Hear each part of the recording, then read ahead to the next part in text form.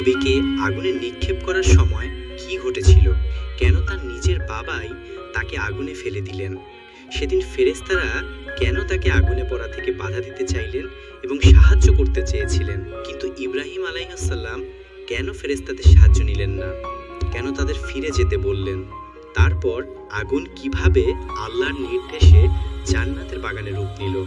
এছাড়াও আমরা আরও জানব ইব্রাহিম আলাইহিসসালাম কেন মূর্তিগুলো ভেঙেছিলেন, ভাঙার আগে তিনি মূর্তিগুলোর সাথে কি কি কথা বলেছিলেন। এই সব বিষয় নিয়েই থাকছে আজকের ভিডিও। তাহলে চলুন শুরু করি।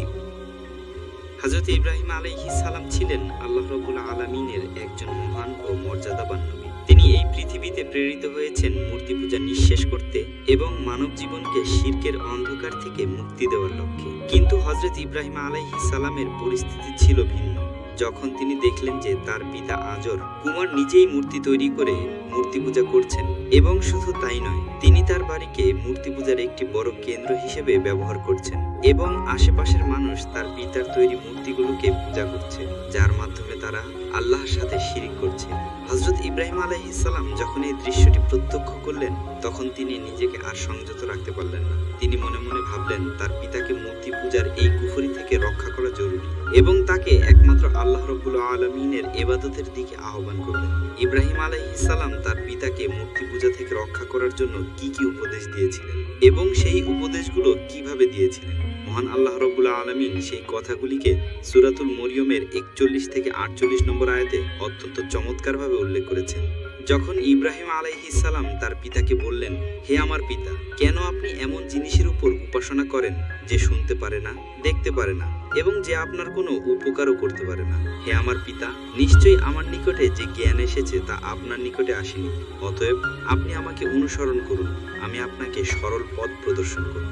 হে আমার পিতা, আপনি শয়তানের উপাসনা করবেন না, নিশ্চয়ই শয়তান আল্লাহ রাব্বুল আলামিনের অবাধ্য।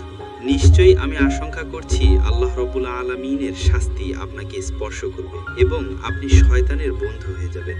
হযরত ইব্রাহিম আলাইহিস সালামের এই কথা শুনে তার পিতা বলল, হে ইব্রাহিম, তুমি কি আমার উপাস্যদেরকে অবজ্ঞা করছো?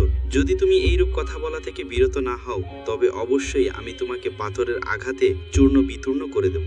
আর এখন তুমি আমাকে একা ছেড়ে দাও। হযরত ইব্রাহিম আলাইহিস সালাম তার পিতার কথা শুনে বলেছিলেন, আপনার প্রতি শান্তি বর্ষিত হোক। শীঘ্রই আমি আপনার জন্য আমার প্রতিপালকের নিকটে ক্ষমা প্রার্থনা করব এবং তিনি আমার প্রতি স্নেহশীল। হে আমার পিতা, আমি আপনাকে এবং আপনি আল্লাহ ব্যতীত যাকে আহ্বান করেছেন তাকে পরিত্যাগ করে চলে যাব এবং আমি আমার প্রতিপালক আল্লাহের আহ্বান করব। নিশ্চয়ই আমি আমার স্বীয় প্রতিপালকের আহ্বান করে বঞ্চিত হব না। হযরত ইব্রাহিম আলাইহিস সালাম এইভাবে তার পিতাকে অনেকগুলি উপদেশ ও অনুরোধ করলেন, কিন্তু তারপরেও তার পিতা মূর্তি পূজা ছাড়তে রাজি হলো না। হযরত ইব্রাহিম আলাইহিস সালাম যখন তার পিতার ব্যাপারে সম্পূর্ণরূপে নিরাশ হয়ে গেলেন, তখন তিনি ভাবলেন তার সম্প্রদায়ের মূর্তি পূজাকারীদের উপদেশ দিবেন। এরপর একদা তিনি তার সম্প্রদায়কে আল্লাহ রাব্বুল আলামিনের একত্ববাদের দিকে আহ্বান করার জন্য একটি জায়গায় একত্র করলেন। ইব্রাহিম আলাইহিস সালাম তার সম্প্রদায়কে তখন কি বলেছিলেন, আল্লাহ রাব্বুল আলামিন এই কথাগুলি সূরাতুল বারার 59 থেকে 89 নম্বর আয়াতে অত্যন্ত চমৎকারভাবে উল্লেখ করেছেন। আল্লাহ রাব্বুল আলামিন বলেন, হযরত ইব্রাহিম আলাইহিস সালাম তার সম্প্রদায় ও তার পিতাকে বললেন, তোমরা কিসের পূজা করছো? তারা বলল, আমরা মূর্তিসমূহের পূজা করছি এবং এদের নিকটে অনবরত নিষ্ঠার সাথে বসে থাকি।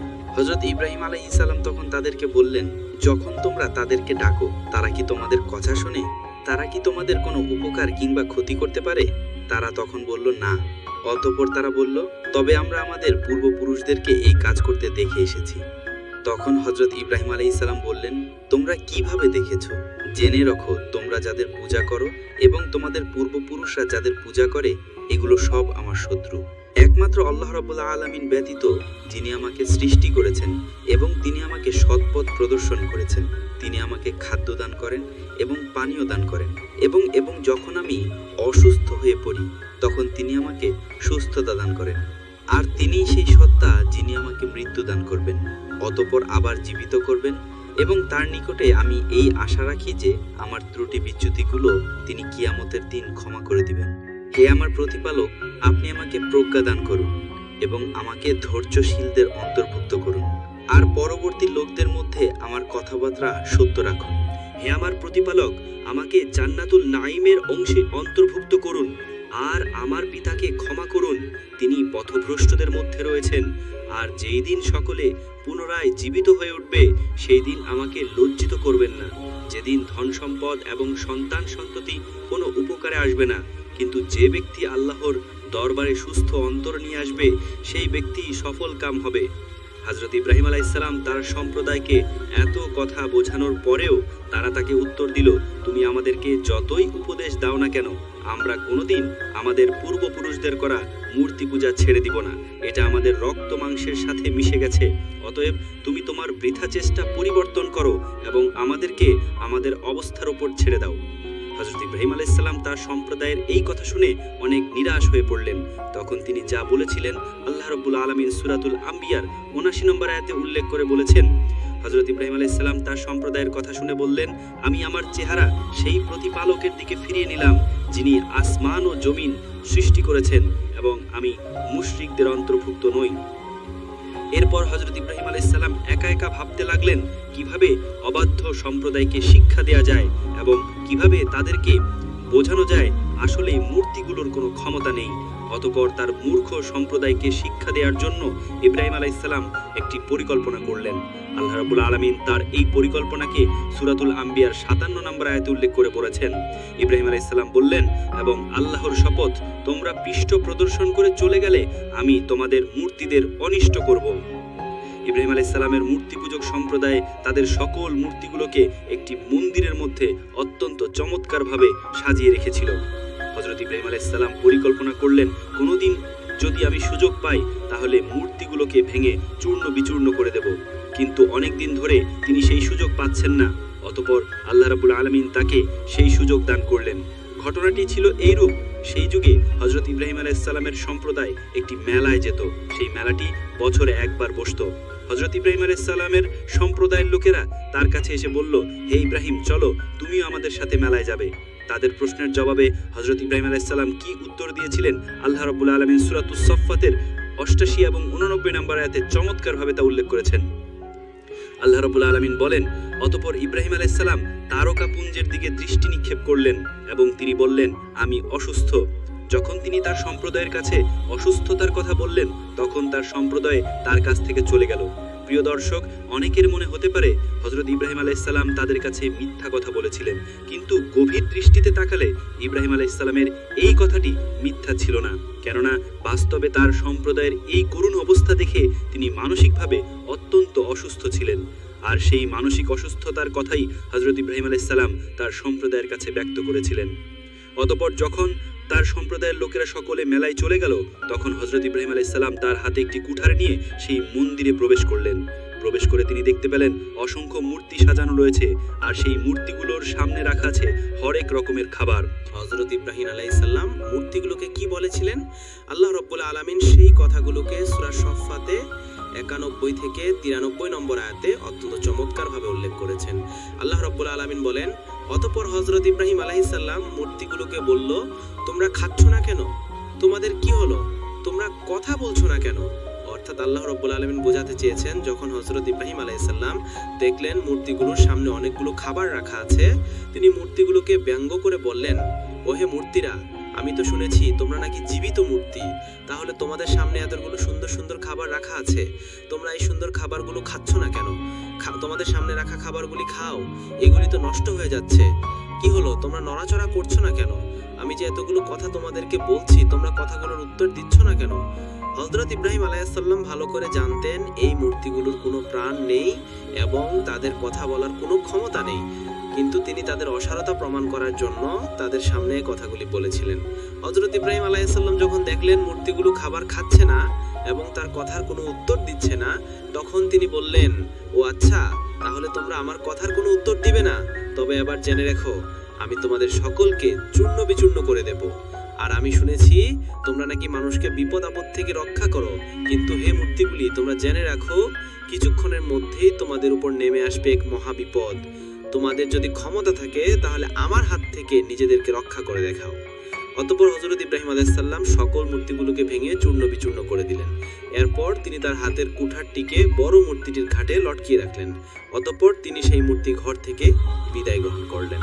আল্লাহ রাব্বুল আলামিন হযরত ইব্রাহিম আলাইহিস সালামের এই ঘটনাটি সূরাতুল আম্বিয়ার 58 নম্বর আয়াতে উল্লেখ করে বলেছেন, অতঃপর তিনি মূর্তিগুলোকে চূর্ণ বিচূর্ণ করে দিলেন, তবে বড় মূর্তিটিকে ছাড়া, যাতে তার সম্প্রদায়ের লোকেরা তার কাছে প্রত্যাবর্তন করতে পারে। ইব্রাহিম আলাইহিস সালামের সম্প্রদায়ের লোকেরা যখন মেলা থেকে ফিরে এসে তাদের মূর্তি ঘরে প্রবেশ করলো, তখন তারা তাদের মূর্তিগুলোর অবস্থা দেখে হতবাক হয়ে গেল। রাগে তারা কি করবে ভেবে পাচ্ছিল না। হযরত ইব্রাহিম আলাইহিস সালামের সম্প্রদায়ের তখনকার অবস্থা আল্লাহ রাব্বুল আলামিন সূরাতুল আম্বিয়ার 59 থেকে 60 নম্বর আয়াতে অত্যন্ত চমৎকারভাবে উল্লেখ করেছেন। আল্লাহ রাব্বুল আলামিন বলেন, মূর্তিগুলোর অবস্থা দেখে তারা বলল, আমাদের মূর্তিগুলোর প্রতি এরূপ ব্যবহার কে করলো? নিশ্চয় সে অত্যাচারীদের অন্তর্ভুক্ত। তখন কতিপয় লোক বলল, আমরা একজনকে তাদের ব্যাপারে বিরূপ মন্তব্য করতে শুনেছি, আর তাকে ইব্রাহিম বলা হয়ে থাকে। তখন তারা বলল, অতএব তাকে জনসম্মুখে উপস্থিত করা হবে, যেন তারা সাক্ষ্য প্রদান করতে পারে। এরপর হযরত ইব্রাহিম আলাইহিস সালামকে সেখানে ডেকে নিয়ে আসা হলো। ইব্রাহিম আলাইহিস সালাম তাদের কাছে আসার পর তারা তাকে জিজ্ঞেস করলো, হে ইব্রাহিম, তুমি কি আমাদের ইলাহদের সাথে এরূপ আচরণ করেছো? তখন হযরত ইব্রাহিম আলাইহিস সালাম বললেন, এটা তাদের বড় মূর্তিটা করেছে, তোমরা তার কাছে জিজ্ঞেস করে দেখো যদি সে কথা বলতে পারে। হযরত ইব্রাহিম আলাইহিস সালামের এই কথা শুনে তার সম্প্রদায়ের লোকেরা একেবারে লাঞ্ছিত হয়ে গেল। তখন তারা তাদের মাথা নিচু করে বলল, হে ইব্রাহিম, তুমি ভালো করেই জানো যে এরা কথা বলতে পারে না। তখন হযরত ইব্রাহিম আলাইহিস সালাম বললেন, তবে কি তোমরা আল্লাহর পরিবর্তে এগুলোর উপাসনা করছো, যারা তোমাদের কোনো লাভ ক্ষতি সাধন করতে সক্ষমতা রাখে না, এবং আল্লাহর পরিবর্তে তোমরা যাদের উপাসনা করছো তাদেরকেও তবে কি তোমরা উপলব্ধি করছো না? কিন্তু আল্লাহ রাব্বুল আলামিন হযরত ইব্রাহিম আলাইহিস সালামের সম্প্রদায়ের ভাগ্যে হিদায়াত লিখে রাখেননি। তাদেরকে এত করে উপদেশ দেওয়ার পরেও এবং চাক্ষুষ প্রমাণ দেখানোর পরেও তারা হিদায়াতের পথে ফিরে আসলো না, বরং তারা হযরত ইব্রাহিম আলাইহিস সালামের ব্যাপারে উল্টো অ্যাকশন নেয়ার চিন্তা ভাবনা করতে লাগলো। তাই তারা মূর্তি ভাঙার এই ব্যাপারটি নমরুদের কাছ পর্যন্ত পৌঁছে দিল। তারা নমরুদের কাছে গিয়ে বলল, হুজুর, আপনি একটি ঘটনা জেনে অবাক হয়ে যাবেন। আমাদের সম্প্রদায়ের একজন যুবক, তার নাম ইব্রাহিম, সে আপনার খোদাইত্ব অস্বীকার করে এবং আমাদের গুলির সাথে এমন আচরণ করেছে যা শুনলে আপনার রক্ত গরম হয়ে যাবে। আমাদের মন্দিরে রক্ষিত সকল মূর্তিগুলোকে সে ভেঙে চূর্ণ বিচূর্ণ করে দিয়েছে। অতএব আপনি এর একটি ব্যবস্থা গ্রহণ করুন। নমরুদ যখন তাদের কাছ থেকে এই সংবাদটি জানতে পারল, তখন নমরুদ হুকুম দিল, তোমরা ইব্রাহিমকে আমার সামনে উপস্থিত করো। অতঃপর হযরত ইব্রাহিম আলাইহিস সালামকে নমরুদের সামনে উপস্থিত করা হলো। যখন হযরত ইব্রাহিম আলাইহিস সালাম নমরুদের সামনে এসে দাঁড়ালো, তখন নমরুদ তাকে প্রশ্ন করল, হে যুবক, আমি শুনেছি তুমি নাকি আমাকে খোদা বলে স্বীকার করো না, এবং আমি আরো শুনেছি তুমি নাকি আমাদের মূর্তিদের সাথে অত্যন্ত অশোভনীয় আচরণ করেছো। আমি কি জানতে পারি তোমার এই ব্যবহার আর কারণ কি, এবং তুমি কেন আমাকে খোদা বলে স্বীকার করো না? তখন হযরত ইব্রাহিম আলাইহিস সালাম উত্তর দিলেন, আমি তোমার মতো একজন সৃষ্টিকে খোদা বলে কোনোদিন স্বীকার করতে পারি না, আর তুমি যে পাথরের মূর্তিগুলোর কথা বলছো, আমি তাদেরকেও মাবুদ রূপে স্বীকার করতে পারি না, কেননা তাদের কোনো ক্ষমতা নেই। এই ব্যাপারটি প্রমাণ করার জন্য আমি তোমাদের মূর্তিগুলোকে ভেঙেছিলাম।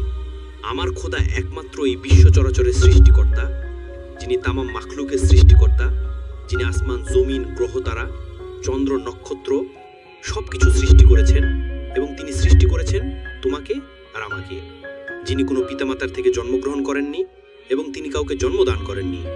আর তুমি তো পিতামাতার থেকে জন্মগ্রহণ করেছো এবং তুমিও সন্তান জন্মদান করেছো। তুমি খাবার গ্রহণ করো, তুমি পানাহার করো, তোমার নিদ্রা ও বিশ্রামের দরকার হয়। কিন্তু যিনি আমার প্রতিপালক, তিনি কোনোদিন খাবার গ্রহণ করে না, তিনি পানাহার করে না, এবং তার নিদ্রা ও বিশ্রামের দরকার হয় না। হযরত ইব্রাহিম আলাইহিস সালামের এই নির্ভীক চিত্তে কথাগুলো শুনে নমরুদের দরবারের সকলেই বিস্ময়ে হতবাক হয়ে গেল। অতঃপর নমরুদ বলল, আমি ছাড়া যদি তোমাদের অন্য কোনো ইলাহ থাকে, তাহলে তুমি তার এমন কিছু গুণাবলী বর্ণনা করো যেগুলি আমার মাঝে নেই। নমরুদের এই কথা শুনে হযরত ইব্রাহিম আলাইহিস সালাম কি উত্তর দিয়েছিলেন, এই কথাগুলো আল্লাহ রাব্বুল আলামিন সূরাতুল বাকারার 258 নম্বর আয়াতে অত্যন্ত চমৎকারভাবে বর্ণনা করেছেন। হযরত ইব্রাহিম আলাইহিস সালাম তখন বলেছিলেন, তিনি আমার প্রতিপালক, যিনি জীবন এবং মৃত্যু দান করেন। ইব্রাহিম আলাইহিস সালামের এই কথা শুনে নমরুদ বলল, আমিও তো জীবন দান করতে পারি এবং মৃত্যু দান করতে পারি। এই বলে নমরুদ তার একজন নিরপরাধ প্রজাকে ধরে আনতে বলল। অতঃপর সে জল্লাদকে হুকুম দিল, তুমি এই লোকটির গর্দান উড়িয়ে দাও। নমরুদের হুকুমে জল্লাদ সাথে সাথে লোকটির গর্দান উড়িয়ে সেখানে তার প্রাণ সংহার করে ফেলল। এরপর নমরুদ তার কারাগার থেকে একজন ফাঁসির আসামিকে ডেকে নিয়ে আসলো। এরপর তাকে বলল, যাও, তোমাকে আমি মুক্ত করে দিলাম, তুমি আজ থেকে মুক্ত ও স্বাধীন। এই কাজ করার পর নমরুদ হযরত ইব্রাহিম আলাইহিস সালামকে বলল, দেখলে তো ইব্রাহিম, আমি চাইলে কাউকে জীবন দান করতে পারি, আর চাইলে কাউকে মৃত্যু দান করতে পারি। অতঃপর নমরুদ বলল, তোমার সেই প্রভুর থেকে আমি কোন দিক থেকে পিছিয়ে? বলো হে ইব্রাহিম। নমরুদের এই কর্মকাণ্ড দেখে হযরত ইব্রাহিম আলাইহিস সালাম বুঝতে পারলেন, এই ব্যক্তির চেয়ে নির্বোধ ও মূর্খ এই পৃথিবীর জমিনে আর কেউ নেই। প্রকৃতপক্ষে সে বুঝতে পারেনি জীবন এবং মৃত্যুর হাকিকত কি। তাই হযরত ইব্রাহিম আলাইহিস সালাম তার সাথে এটা নিয়ে তর্ক না করে অন্য একটি যুক্তি তার সামনে উপস্থাপন করলেন। আল্লাহর নবী হযরত ইব্রাহিম আলাইহিস সালাম বললেন, আমার মহান প্রতিপালক প্রতিদিন সূর্যকে পূর্ব দিক থেকে উদিত করে। হে নমরুদ, তুমি যদি পারো এবং যদি তোমার শক্তি থাকে, তাহলে তুমি সেই সূর্যকে পশ্চিম দিক থেকে উদিত করে দেখাও। হযরত ইব্রাহিম আলাইহিস সালামের এই কথা শুনে নমরুদের কি অবস্থা হয়েছিল আল্লাহ রাব্বুল আলামিন তা বর্ণনা করেছেন এইভাবে। অতঃপর নির্বাক হয়ে গেল সেই কাফের, এবং ইব্রাহিম আলাইহিস সালামের এই কথার কোনো উত্তর ছিল না তার কাছে। নমরুদ যখন বুঝতে পারল এই যুবকের সাথে বেশি তর্ক বিতর্ক করলে তার খোদাইত্বের দাবি হুমকির মুখে পড়ে যাবে, তখন সে বলল, এই যুবককে অন্ধকূপে বন্দী করে রাখো, আমরা তার ব্যাপারে পরবর্তী পদক্ষেপ নিয়ে আলোচনা করব। নমরুদের হুকুমে হযরত ইব্রাহিম আলাইহিস সালামকে অন্ধকার কুঠুরিতে বন্দী করে রাখা হলো। এরপর নমরুদ তার সভার সদস্যদের সাথে পরামর্শ করতে লাগলো ইব্রাহিম আলাইহিস সালামের ব্যাপারে কি করা যায়, কিভাবে তাকে একটি দৃষ্টান্তমূলক শাস্তি দেয়া যায়। নমরুদের সভা সদস্যদের মধ্যে একজন বলল, বাচ্চা নমরুদ, আমরা তাকে কতল করে ফেলি। কিন্তু এই প্রস্তাব এই নমরুদের কাছে পছন্দ হলো না। অপর একজন বলল, বাচ্চা নমরুদ, আমরা তাকে জনসম্মুখে অগ্নিকুণ্ডে প্রজনিত করে হত্যা করি। এর মাধ্যমে সকলে একটি দৃষ্টান্তমূলক শিক্ষা গ্রহণ করবে, আর ভবিষ্যতে এই রকম গুরুতর অপরাধ করার সাহস কেউ করবে না। এই প্রস্তাবটি নমরুদের কাছে অত্যন্ত পছন্দনীয় হলো। অতঃপর সে তার পূর্ণ রাজ্যে ঘোষণা করে দিল, তোমরা অগ্নিকুণ্ড প্রজ্বলিত করার জন্য কাঠ সংগ্রহ করো। নমরুদের হুকুমে তার রাজ্যের প্রজারা বিশাল একটি খোলা ময়দানে অগ্নিকুণ্ড প্রজ্বলিত করার জন্য কাঠ সংগ্রহ করতে থাকলো। অনেক দিন যাবৎ কাঠ সংগ্রহের কাজ চলতে থাকলো। যখন সেই অগ্নিকুণ্ড প্রজ্বলিত করার জন্য পর্যাপ্ত পরিমাণ কাঠ একত্রিত হয়ে গেল, তখন নমরুদের হুকুমে সেই কাঠগুলোতে আগুন প্রজ্বলিত করা হলো, আর সাথে সাথে দাউ দাউ করে আগুন জ্বলে উঠল। বর্ণিত আছে, সেই আগুনের উত্তাপ এবং সেই আগুনের প্রজ্বলন এতই তীব্র ছিল যে তার 1 মাইল উপর দিয়ে কোনো পাখি উড়ে গেলে সেই আগুনের তাপে বিস্মিত হয়ে আগুনে নিক্ষিপ্ত হতো। এরপরে নমরুদের সৈন্যরা হযরত ইব্রাহিম আলাইহিস সালামকে সেই অগ্নিকুণ্ডে নিক্ষেপ করতে চাইল, কিন্তু তারা একটি গুরুতর সমস্যার সম্মুখীন হলো, কেননা আগুনের উত্তাপ এত তীব্র ছিল যে আগুনের পাশে গিয়ে হযরত ইব্রাহিম আলাইহিস সালামকে আগুনে নিক্ষেপ করবে তার সুযোগও তারা পাচ্ছিল না। শয়তান যখন দেখল তার অনুসারীগণ একটি মহা বিপদে পড়ে গেছে, তখন সে ভাবতে লাগলো, এদেরকে এখন সাহায্য করাই তো আমার শয়তানি দায়িত্ব। তাই শয়তান একজন ভালো মানুষের আকৃতিতে নমরুদের সৈন্যদের কাছে এসে বলল, সৈন্যরা, তোমরা যদি ইব্রাহিমকে অগ্নিকুণ্ডে নিক্ষেপ করতে চাও, তাহলে তার জন্য একটি নিক্ষেপণ যন্ত্র নির্মাণ করো, এবং সেই নিক্ষেপণ যন্ত্রের সাহায্যে তোমরা ইব্রাহিমকে অগ্নিকুণ্ডে নিক্ষেপ করতে পারবে। শয়তানের কথা মতো নমরুদের সৈন্যরা ইব্রাহিম আলাইহিস সালামকে অগ্নিকুণ্ডে নিক্ষেপ করার জন্য একটি যন্ত্র প্রস্তুত করবে। অতঃপর তাকে অগ্নিকুণ্ডে নিক্ষেপ করার জন্য যখন তারা সেই যন্ত্রের উপরে তাকে উঠালো, এবং যখন তারা ইব্রাহিম আলাইহিস সালামকে অগ্নিকুণ্ডে নিক্ষেপ করার মনস্থ করল, ঠিক সেই সময় আল্লাহর ফেরেশতারা নিক্ষেপণ যন্ত্রটি চেপে ধরল।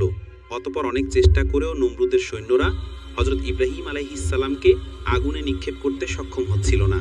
শয়তান যখন দেখল তার অনুসারীগণ আরও একটি নতুন বিপদের সম্মুখীন হয়েছে, তখন সে আবার একজন ভালো মানুষের আকৃতিতে তার সামনে এসে বলল, তোমরা যদি কিয়ামত পর্যন্ত চেষ্টা করেও তারপরেও ইব্রাহিমকে অগ্নিকুণ্ডে নিক্ষেপ করতে পারবে না, কেননা আল্লাহর অসংখ্য ফেরেশতা এই নিক্ষেপ করার যন্ত্রটি চেপে ধরেছে। অতএব তোমরা একটা কাজ করো, 40 জন যুবকের সাথে 40 জন যুবতীর এই স্থানে প্রকাশ্যে জিনার ব্যবস্থা করে দাও, তাহলে তোমরা দেখবে তোমাদের উদ্দেশ্য সফল হয়েছে। শয়তানের পরামর্শ মোতাবেক সেই স্থানে 40 জন যুবকের সাথে 40 জন যুবতীর জিনার ব্যবস্থা করে দেয়া হলো। আল্লাহর ফেরেশতারা এই নির্লজ্জ দৃশ্য দেখার আগেই সেখান থেকে বিদায় গ্রহণ করলো। অতঃপর নমরুদের সৈন্যরা হযরত ইব্রাহিম আলাইহিস সালামকে নিক্ষেপণ যন্ত্রের মাধ্যমে তাকে সেই অগ্নিকুণ্ডে নিক্ষেপ করলো। অগ্নিকুণ্ডে নিক্ষেপ হওয়ার সাথে সাথে জিবরাইল আলাইহিস সালাম হযরত ইব্রাহিম আলাইহিস সালামের কাছে উপস্থিত হয়ে গেলেন। তিনি আল্লাহর নবী ইব্রাহিম আলাইহিস সালামের কাছে উপস্থিত হয়ে বললেন, হে আল্লাহর নবী, আপনি শুধু হুকুম করুন, আপনার হুকুম পেলে আমি আমার ডানার আঘাতে নিমিষের মধ্যে এই আগুনকে আমি নিভিয়ে ফেলবো। জিব্রাইল আলাইহিসসালামের কথা শুনে আল্লাহর নবী হযরত ইব্রাহিম আলাইহিসসালাম বললেন, হে জিব্রাইল, আমি তোমার কাছে সাহায্য চাইবো কেন? আমি যে বিপদে পতিত হয়েছি এটা কি আল্লাহ রাব্বুল আলামিন দেখছেন না? হে জিব্রাইল, যেহেতু আমার আল্লাহ সরাসরি দেখছেন যে তার নবী একটি বিপদে পতিত হয়েছে, তাহলে তিনি আমাকে সরাসরি সাহায্য করবেন। আমি সেই আল্লাহ ছাড়া পৃথিবীর অন্য কোনো মাখলুকের সাহায্য কামনা করি না। আল্লাহ যদি চান তাহলে তিনি আমাকে এই অগ্নিকুণ্ড থেকে রক্ষা করবেন, আর যদি তিনি চান যে ইব্রাহিম এই অগ্নিকুণ্ডের মধ্যে প্রজ্বলিত হয়ে মারা যাবে, তাহলে আমি আল্লাহর চাওয়ায় সন্তুষ্ট রয়েছি। ইব্রাহিম আলাইহিস সালামের এই কথা শুনে জিব্রাইল আলাইহিস সালাম তার কাছ থেকে বিদায় গ্রহণ করলেন। অতঃপর আল্লাহ রাব্বুল আলামিন আগুনকে কি নির্দেশ দিয়েছিলেন সেই ব্যাপারটি সূরা আল আম্বিয়ার 69 নম্বর আয়াতে অত্যন্ত চমৎকারভাবে উল্লেখ করা হয়েছে। আল্লাহ রাব্বুল আলামিন আগুনকে বললেন, হে আগুন, তুমি ইব্রাহিমের জন্য শীতল ও শান্তিদায়ক হয়ে যাও। খবরদার হে আগুন, তুমি যদি আমার খলিলের একটি পশম প্রজ্বলিত করো, তাহলে কিয়ামতের দিন আমার শাস্তি থেকে তোমাকে কেউ রক্ষা করতে পারবে না। আল্লাহ রাব্বুল আলামিনের এই নির্দেশ পাওয়ার সঙ্গে সঙ্গেই আগুন হযরত ইব্রাহিম আলাইহিস সালামের জন্য শান্তিদায়ক এবং আরামদায়ক হয়ে গেল। অতঃপর দেখা গেল মুহূর্তের মধ্যেই সেই আগুন বেহেশতের একটি সুন্দর বাগিচায় পরিণত হয়ে গেল। আল্লাহর নবী হযরত ইব্রাহিম আলাইহিস সালাম সেই বাগিচার মাঝে বসে বেহেশতের সুখ স্বাচ্ছন্দ্য ভোগ করতে লাগলেন। হযরত ইব্রাহিম আলাইহিস সালাম তার পরবর্তী জীবনে বলেছিলেন, আমি আমার জীবনের সবচেয়ে সুখের যেই দিনগুলি কাটিয়েছিলাম সেই দিনগুলি ছিল নমরুদের সেই অগ্নিকুণ্ডের ভিতরে। আমি সেই অগ্নিকুণ্ডে বেহেশতের স্বাদ আস্বাদন করেছিলাম। নমরুদ যখন দেখলো হযরত ইব্রাহিম আলাইহিস সালামকে অগ্নি প্রজ্বলিত করলোই না, বরং তার জন্য একটি বেহেশতের বাগান পরিণত হয়ে গেল, তখন সে চিন্তা করতে লাগলো, হায়রে, এই ব্যাপারটি যদি সাধারণ মানুষ জানতে পারে তাহলে আমার কর্তৃত্ব হুমকির মুখে পড়ে যাবে। কাজেই নমরুদ তার দায়িত্ব রক্ষার জন্য পরবর্তী পদক্ষেপ কি নেওয়া যায় সেই ব্যাপারে চিন্তা ভাবনা করতে লাগলো। দর্শক, এই ছিল ইব্রাহিম আলাইহিস সালামকে অগ্নিকুণ্ডে নিক্ষেপের ঘটনা। আল্লাহ রাব্বুল আলামিন আমাদেরকে জাতির পিতা ইব্রাহিম আলাইহিস সালামের মতো মজবুত ঈমানের অধিকারী হওয়ার তৌফিক দান করুন। প্রিয় দর্শক, আজকের এই ঘটনাটি শুধু গল্প নয়, বরং একটি জীবন্ত শিক্ষা। চলুন আমরা সবাই আমাদের জীবনে এই শিক্ষাকে কাজে লাগাই। আল্লাহ যেন আমাদের আমল করার তৌফিক দেন। ভিডিওটি উপকারী মনে হলে লাইক দিন, শেয়ার করুন এবং আমাদের চ্যানেলটি সাবস্ক্রাইব করতে ভুলবেন না।